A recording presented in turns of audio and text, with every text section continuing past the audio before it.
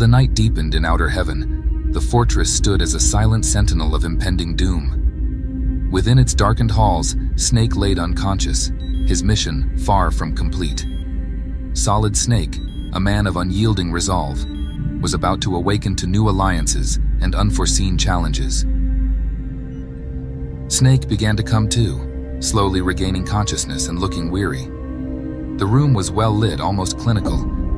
Subtle ambient noises of a distant echo and the small hum of machinery played in the background. A gentle hand suddenly applied a damp cloth to Snake's forehead. Their touch was careful, almost reverent. It was a woman in her late 20s, her face marked with determination and worry. Hang in there, Snake. You're gonna be okay. As she spoke, Snake's eyes fluttered open, initially blurred. His vision started focusing. His gaze was wary and his body was tense, but he was still too weak to move significantly. Where am I? You're safe, for the moment. This is one of the medical wings of Outer Heaven. Most of the staff and personnel have been reassigned to Building 3. Something big is happening.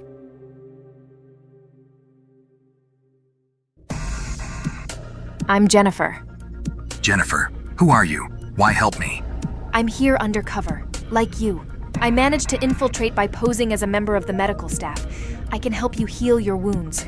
So please, Snake, can you do me a favor and stop moving? Jennifer, there's someone you should know about. Calls himself Solid Snake. He's on our side, a soldier with the Americans. They're sending their best, Foxhound, on a mission to infiltrate the base. They reached out to us to provide support and intel for him. I'm not clear on their exact objective, but this partnership could be beneficial for us both. This is the first real chance to finally hit back at Outer Heaven and save our people. We have to help him. You're with the Resistance, aren't you? Schneider sent you? Schneider didn't want me to go. I have no combat experience. I'm only meant to provide medical assistance to the Resistance members. He felt it was too dangerous for me, but I have someone to save. My brother. They've got him captive somewhere in this fortress, and many others too. He told me that the Americans were sending in a professional. He told me to be patient. Then how is it you're here now? I couldn't just sit by and let everyone else risk their lives. Reluctantly, he agreed to let me go. We're all desperate here, Snake. I convinced him that we couldn't wait any longer for Foxhound to arrive, so we decided to infiltrate ourselves. I was the one with the best chance of getting in without blowing my cover. As soon as I saw you on the ground unconscious, I knew who you were. I managed to wheel you here. Sounds like you're in over your head. You shouldn't be here, Jennifer. You're no soldier. We're all taking risks here, Snake. I want to help. And you're welcome, by the way. Look, I appreciate the help, but I can take it from here. Is there a safe place for you to go? Yes. There's a Resistance safe house not far from here, just outside the base. We had planned to use it for the hostages once we got them out. But I can't leave yet. My brother is still here. He could be killed at any moment. I can't waste any more time. Okay, Jennifer. Now it's my turn to help you. I'll save him and bring him to you. I promise. All right, fine. But you better make good on that promise. Okay, I'm heading out. Don't take any unnecessary risks. Just head straight to the safe house and wait for me there. Snake, there's one more thing. Schneider told me you're looking for a Dr. Madnar? I've been receiving intel from another Resistance member. Her name's Diane. She's far from any combat zone, but she's helping through comms. She's an intelligence specialist and was instrumental in planning my infiltration. We wouldn't have been able to do any of this without her. So she's your eyes and ears. Exactly. She's always had a knack for gathering information. She infiltrated the communications network of Outer Heaven all on her own to get us the intel we needed to save the hostages. She'll be able to help you locate Dr. Madnar. It shouldn't be a problem for her. That's great news. Hopefully, it'll be the actual Dr. Madnar this time. How do I reach her? Use the frequency 140.33. She'll be waiting to hear from you. Understood. I'll contact her once I move out. Take care. You too, Snake. Thank you. Snake stood up and readied his gear as Jennifer began to head towards the door. As the door closed behind Jennifer, Snake was left alone with his thoughts. He was a soldier, trained to follow orders and complete his mission for his country. Loyalty and duty were ingrained in him, guiding his every move. But now, faced with the desperate pleas of the resistance members, something stirred within him. These people were not real soldiers. They were ordinary men and women, thrust into extraordinary circumstances. Jennifer, with her determination and bravery, would likely have met a grim fate if she had continued on her own, along with the rest of the resistance members. They were fighting a losing battle. Snake knew that rescuing the resistance members was not part of his official mission, yet he couldn't ignore their plight. He had seen too much suffering in war already for somebody still so young, too many lives lost.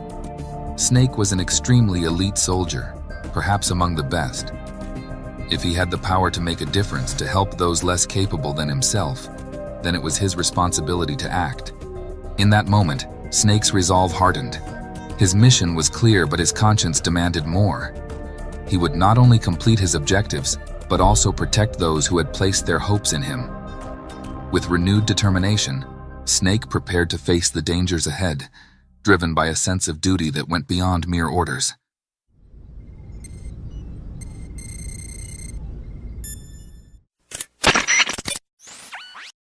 Diane, this is Snake. Can you hear me? Yeah, I can hear you. This is Steve. What do you want? Steve? I'm looking for Diane. I need some intel. Oh, great. Another one. Diane's busy right now. You know, doing something important like, I don't know, shopping. Can I take a message? What the? Look, kid. I don't know if you think this is some sort of game, but this is urgent. Get her on the line now. Steve, what have I told you about messing with the radio? Fine. Here, take it. It's just some guy. Snake or something. What a stupid name. Sorry about that, Snake. That was my brother. He can be a bit much sometimes. Good to finally talk to you. Jennifer told me you'd be calling. Diane was formerly a vocalist in the positive punk band, Thin Wall. After sympathizing with the resistance in her country, she joined their cause. Utilizing her natural ability for information gathering and her feminine charm, she engaged in intelligence activities within Outer Heaven, working to accumulate knowledge on the mercenaries and armaments within the fortress state. Where are you located? Me? I'm just at home right now. I just stepped away for a moment to make some lunch. Anyway, I'm rambling. What can I do for you, Snake? Okay. Jennifer said that you could help with navigation and information. Absolutely. You're in the medical wing, right? There's an armory located north from your location. It contains a rocket launcher. You'll need it for your next objective. And that objective would be? Dr. Madnar, of course. Schneider and Jennifer filled me in. He's being held near the northern wing. There will be 2 guards blocking the path. You can't miss them. The Bloody Brads, they call them. You're gonna need some serious firepower to take them down. So, it's lucky for you that I know exactly where the armory is. What do you mean exactly? Why would I need a rocket launcher for these guys? Just trust me, Snake. They're something more than human. They're androids. Developed by Madnar himself, as a matter of fact. I've intercepted constant chatter on the comms over the past few weeks. The guards seemed very excited about deploying them. The brand new TX-11 model cyberoid with dense armor plating, blah, blah, blah. We've done our best to avoid them altogether. But if you want to find Madnar, you're gonna have to go straight through them. Anyway, they won't go down without major firepower. Okay, I get it. I'll head for the armory for the launcher. Jennifer's making her way to the safe house. I presume you're aware? Of course. She's making good ground as we speak. I'll be supporting her. Don't worry. I'm here to help you, too, so contact me if you need anything. Watch your back, Snake. Snake, having found his way into the armory, equipped himself with the rocket launcher. He then began moving stealthily through the corridor. His movements were calculated and silent, despite the heavy gear he carried. The eerie hum of the fortress provided a tense soundtrack to his cautious advance.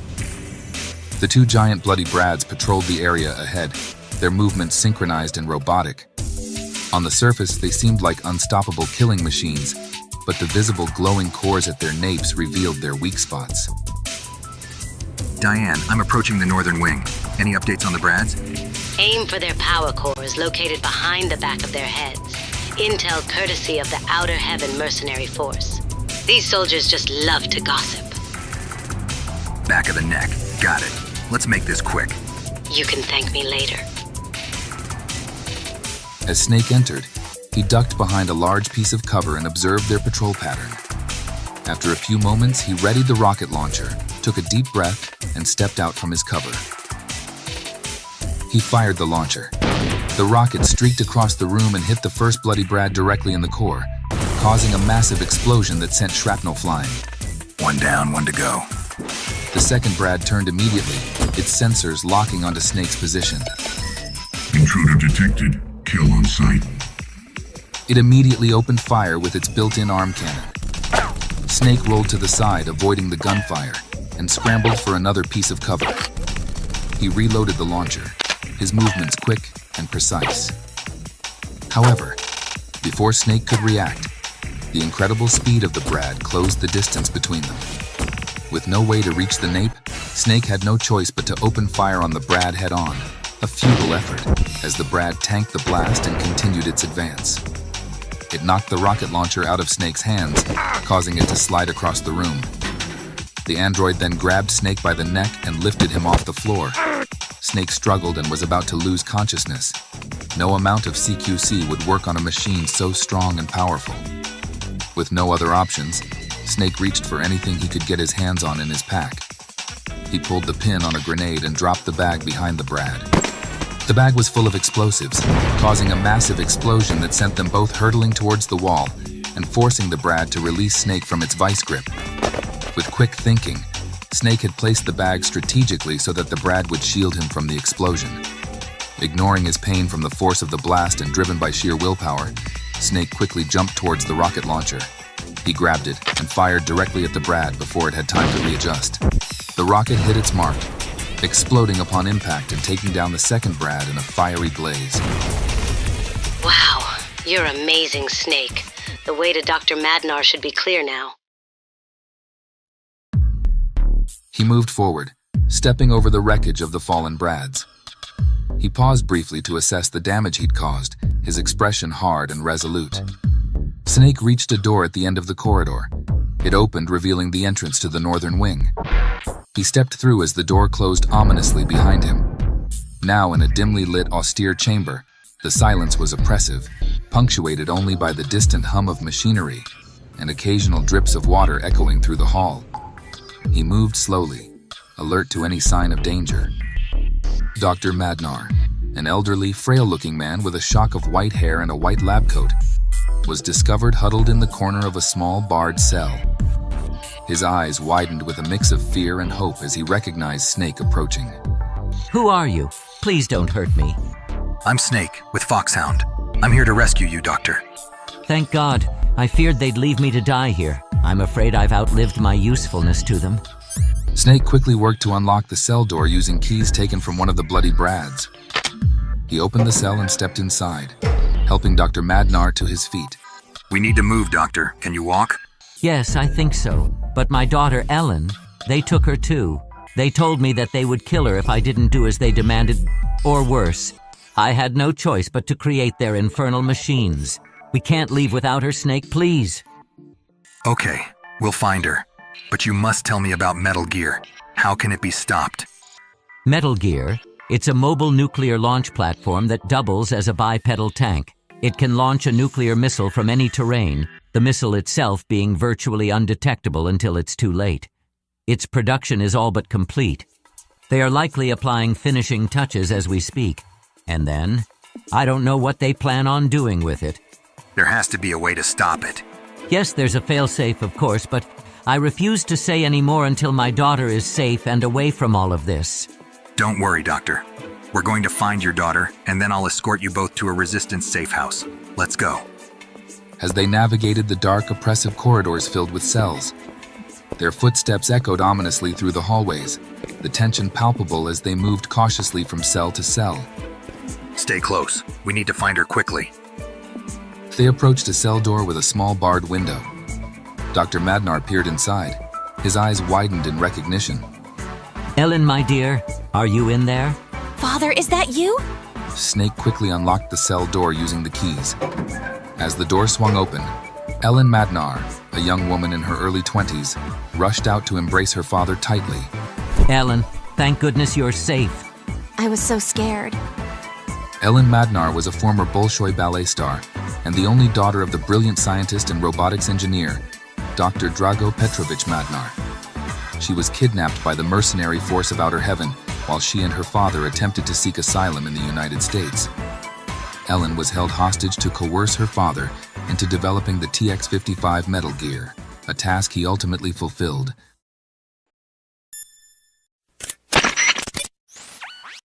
Diane, this is Snake. I've got the doctor and his daughter. I need to get them out of here. What's the quickest way to the safe house? This is Steve again. Diane is currently taking a shower, so you're gonna have to deal with me. So tell me, Mr. Snake, what exactly are your intentions with my sister? You are really testing my patience. I don't have time for this. Put Diane on the call right now. Okay, fine. You don't have to jump down my throat. Ugh, whatever. Hey, Snake! I apologize again for my brother. I overheard you have the doctor. Good work, Snake. Okay, so Schneider provided me with the layout of the base from what he could remember. As you are currently in Building 2, you'll need to follow the signs to the underground car park. There's a tunnel system that connects Building 2 to Building 1. It also has an exit from the base itself into the desert. With the skeleton crew left in Buildings 1 and 2, you should be clear to ride out of there with no problems. You'll have to hotwire one of the vehicles there. Acknowledged. Heading there now. Inform the others. The three made their way through the underground car park, navigating through the space filled with abandoned vehicles. They found a serviceable Jeep and quickly piled in. Stay low and stay quiet. We're almost out of here. He hotwired the Jeep and drove cautiously through the tunnel system, following Diane's directions. The tension was high, but they encountered seemingly no resistance as they navigated the network of tunnels. Suddenly, an enemy Jeep appeared behind them. The enemy Jeep accelerated, closing the distance rapidly. The guard leaned out of the window, aiming his weapon at Snake and his passengers. Damn it. Should have known it wouldn't be that easy. Father, hold on! Stay down. Snake swerved to avoid the incoming bullets, the sound of gunfire echoing through the tunnel. He glanced in the rearview mirror, assessing the situation. With precise timing, Snake steadied the Jeep with one hand and grabbed his pistol with the other, aiming back at the pursuing vehicle. Take the wheel. He fired a series of shots, the bullets narrowly missing the enemy guard. The guard returned fire, but Snake managed to dodge the shots by zigzagging the Jeep. The tunnel walls flashed by in a blur as the chase intensified. Finally, with a moment of clarity, Snake aimed carefully and fired a single shot that hit the tire of the enemy Jeep. The tire blew out, causing the enemy Jeep to swerve violently. The guard lost control, and the Jeep rolled spectacularly down the tunnel. It skidded across the floor, sparks flying, before exploding, ending the guard and any other signs of threats. Snake accelerated away from the wreckage, ensuring they were clear of any further danger. They continued through the tunnel system with heightened caution, but the encounter with the enemy Jeep was likely a lone patrol due to the reduction in security in Buildings 1 and 2.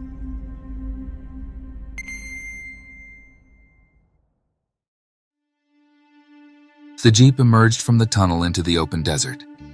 The cool night air and the vast expanse of sand stretched out before them. Snake drove towards the designated safe house, the headlights cutting through the darkness. As they arrived, Snake helped Dr. Madnar and Ellen inside, where they were greeted by Schneider, Jennifer, and a few other resistance members, who welcomed them with relief and cautious optimism. Thank you, Snake. I don't know how we can ever repay you. Thank you. You saved us. You're a hero, Snake. I'm no hero. Never will be. I'm just a soldier, doing my job. But I'm glad you're safe. As everyone took refuge in the dimly lit, discreet safe house, the atmosphere was tense but focused. Snake was seated at a crude table, while Dr. Madnar and Ellen rested nearby. All right, Doctor. We've got a moment. Tell me how to destroy Metal Gear. Metal Gear is located on the 100th floor basement of Building 3, about 20 kilometers north of here.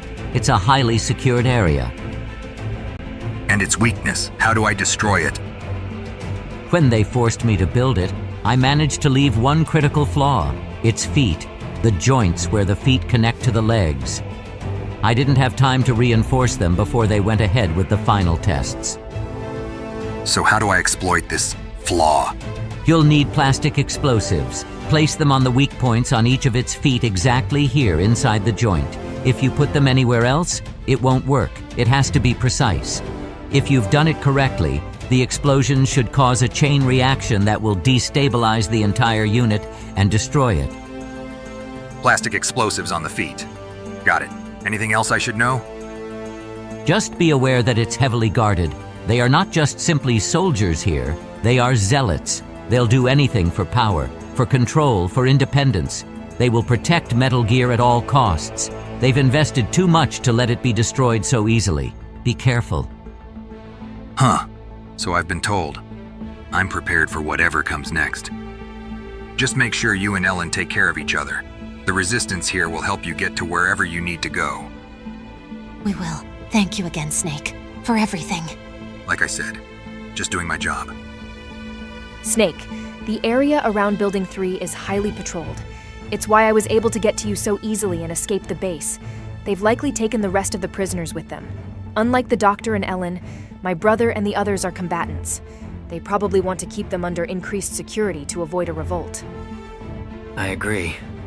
After all, there are cells in all 3 main buildings of the base, and Diane has also confirmed that they've increased security inside the building too. That's what all the communications seem to be suggesting. So this could mean only one thing. They are ready to activate Metal Gear. Yes. So that was your main objective from the beginning, to destroy Metal Gear. I'm heading back. Just wait here a little while longer. I'll send the prisoners this way. If I'm not with them, then just go without me. I still have a mission to complete. You won't hear any arguments from me. Remember, Snake, we'll be here to support you all the way. If we discover anything new, we'll contact you. Good luck. Snake left the sanctuary of the safe house. The weight of his mission was heavy on his shoulders. The road and dangers ahead were now becoming clearer. The lines between his orders and his conscience had blurred, forging a new path defined by duty and humanity. With each turn of the wheel, Snake steeled himself for the final confrontation, ready to face the heart of outer heaven and the monstrous creation that awaited him. As Solid Snake drove into the dawn heading towards Building 3, his determination illuminated the path ahead as a beacon of hope.